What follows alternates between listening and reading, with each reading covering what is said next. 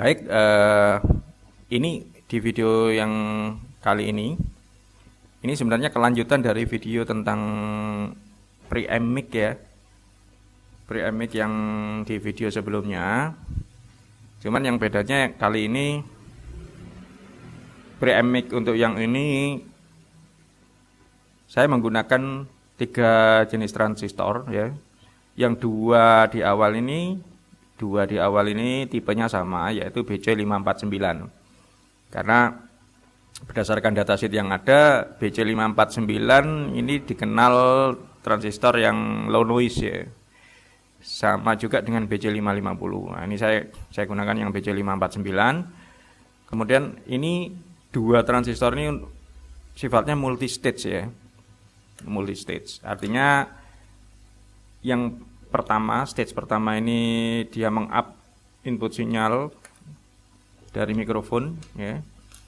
Dari mikrofon, setelah mikrofon ini dikasih phantom power dari condense mic yang biasa, itu condense mic yang electret condense mikrofon yang harganya paling 2000-an kalau nggak salah, itu 2000-an. Nah, itu kita perkuat, kita amplifikasi. Setelah dia dapat phantom power sebesar 5 volt dari USB. Jadi preamp ini saya set untuk powering up-nya menggunakan ini ya, menggunakan USB laptop ya. Jadi memang ini di set biasing-nya juga di set untuk digunakan di laptop. Jadi nantinya kalau untuk recording suara terus atau digunakan untuk online daring ya, itu bisa menggunakan mikrofon ini tanpa harus, artinya poweringnya cukup kita colokkan aja ke USB untuk sebagai catu dayanya, kemudian outputnya ini kita masukkan ke jack mic ya, ke jack mic-nya laptop. Nah, dua transistor ini multi stage ini sama-sama BC549 ini saling mengamplifikasi ya, jadi saya setup untuk voltage gain ya, di voltage gain. Nah, yang terakhir ini dia sebagai emitter follower ya, atau kita sebut juga common collector. Dia tidak untuk mengamplifikasi gain, tidak untuk mengamplifikasi voltase ya. Jadi bukan untuk, tapi gainnya digunakan untuk current gain, artinya arus ya. Yang kita perkuat adalah arusnya.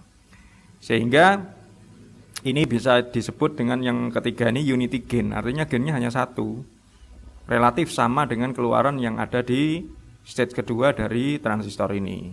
Jadi tapi dia mendrive arus yang cukup besar untuk dikonsumsi supaya pada saat preamp ini dapat beban, yaitu load ya, air load ini dapat beban. Nah, ini voltase tidak drop karena current-nya cukup, jadi arusnya cukup. Dia impedance-nya juga kita set supaya berimbang dengan impedance yang ada di laptop ya. Frekuensi respon, jadi dari komposisi beberapa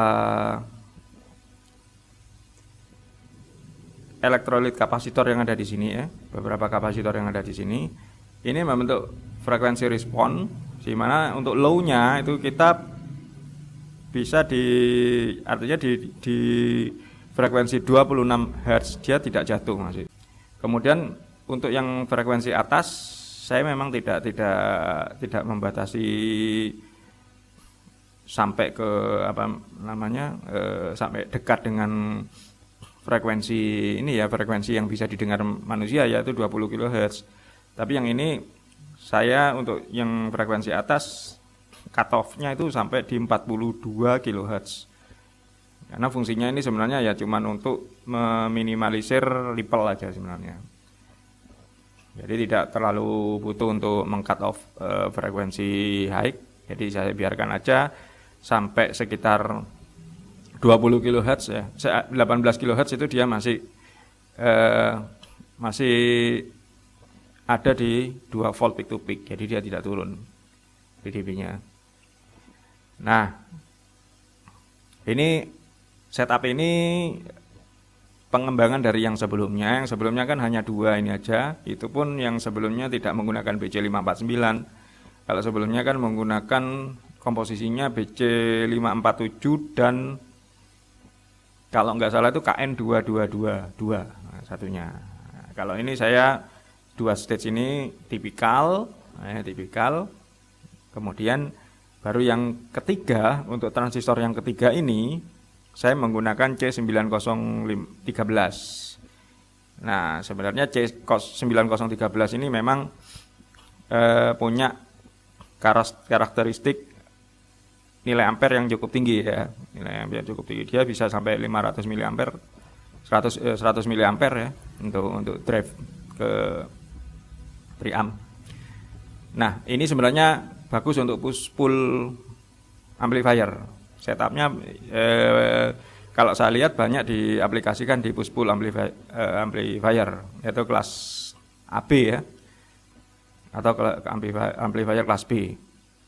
Nah, kalau yang setup yang saya bikin ini adalah klasifikasi amplifikasi kelas A, yang mana memang saya tidak begitu mementingkan efisiensi. Jadi efisiensi kelas A kan rata-rata cuma 30% ya. Tapi fidelity-nya bagus kalau kelas A itu. Karena signal itu benar-benar linear full ya. Jadi tidak ada crossover distortion dan lain sebagainya. Hanya saja memang transistornya akhirnya on terus walaupun kita mikrofon tidak lagi menerima input signal, transistornya tetap on. Nah, itu bedanya kalau kelas A dengan kelas B ya, atau kelas AB. Oke, untuk skematiknya ini seperti ini.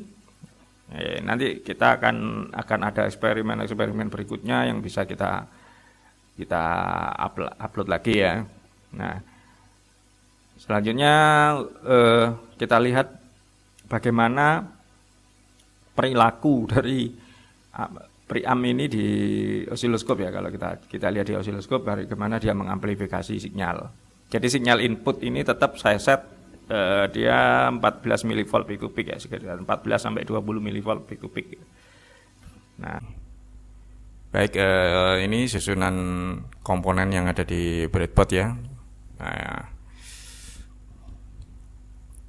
transistor ini BC549 ada di sini, 254B549 ini ya.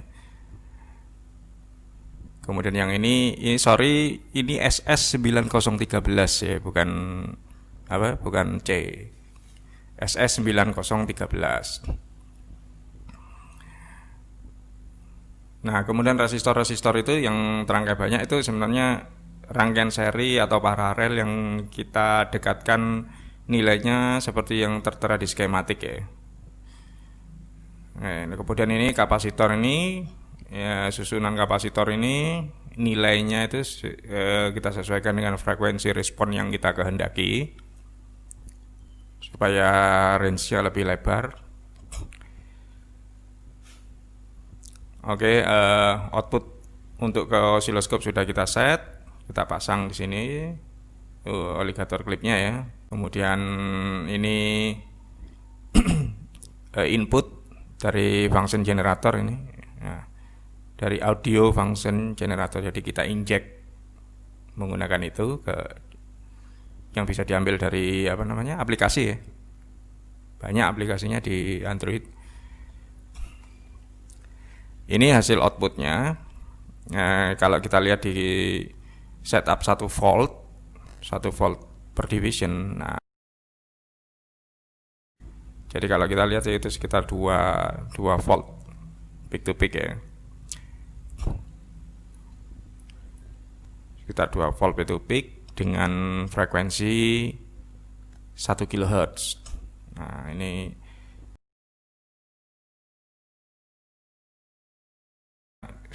frekuensi itu ada di tengah ya.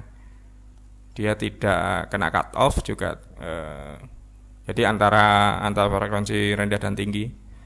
Kita bisa ngambil 1 kHz, 2 kHz ya, atau 3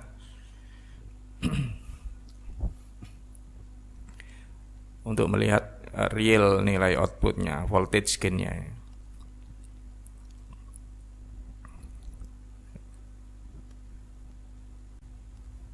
Baik, selanjutnya coba kita set di 10 kHz ya.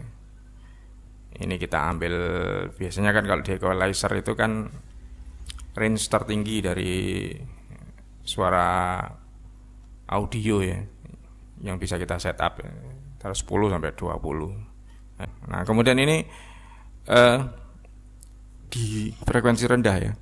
Kita ngambil yang paling rendah 26 Hz. Dia masih ada di sekitaran 1,4 volt. Nah, ini kalau kita lihat di 61 Hz ya. Nilainya dia akan mulai naik ke 2 volt.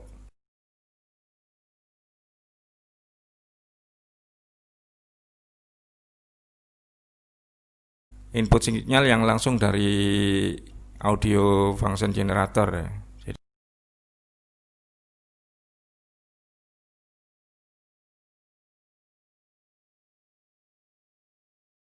besarannya ya sekitar 10 mV peak to peak ya. Kecil sekali ya, karena memang yang mau kita angkat kan memang audio dari ini, sinyal dari mikrofon ya. Yang walaupun kita kasih phantom power tetap aja sinyalnya tidak besar. Nah, kita asumsikan saja kita nyoba mengamplifikasi sinyal rendah, sinyal kecil ya, senilai sekitar 10 mV peak to peak. Baik, sekarang coba kita kembali lagi ke output ya. Kita lihat outputnya, kita masuk ke preamp mikrofonnya di output. Nah, ini dalam kondisi tanpa beban, tanpa load. Nah, frekuensinya swingnya, voltage swingnya bisa kita lihat besarannya ya sekitar 2 volt peak to peak. Nah, nanti ini kita coba kasih beban ya. Kasih beban, kita kasih load ya, cuman loadnya ini langsung terhubung dengan input mikrofon yang ada di komputer ya. Jadi dia dibebani oleh impedance input yang ada di laptop. Nah, ini harus kita sesuaikan impedance outputnya di transistor. Nah, itu kalau kita lihat swingnya tetap dia dengan sebelum dikasih beban, swingnya tidak berubah, jadi voltage tidak drop ya, dia tetap di 2 volt peak to peak. Nah, ini karena ada match antara output impedance yang ada di preamp ini dengan input impedance yang ada di USB komputer. Bahkan bisa jadi output impedance yang ada di preamp ini itu nilainya lebih rendah ya, sehingga driving arusnya lebih besar ya currentnya. Oke, terima kasih sudah menonton video ini. Ini pengembangan dari skematik yang sebelumnya ya, mudah-mudahan bisa, silakan kalau mau dicoba. Sekedar untuk berbagi aja, berbagi sama-sama belajar ya tentang elektronika. Nah, memang meskipun ini bukan skematik baku sih, bisa dioprek-oprek lagi. Baik, ini untuk check up noise ya. Check up noise-nya nanti bisa dilihat di hasil waveform sesudah recording ini. Jadi ini recordnya saya tidak menggunakan tidak saya edit, tidak ada editing equalizer, terus kemudian noise-nya juga tidak saya clean up, supaya bisa dilihat secara langsung perbedaan komposisinya ya antara noise floor dengan gen hasil recording audionya ya. Oke, saya close dulu ya.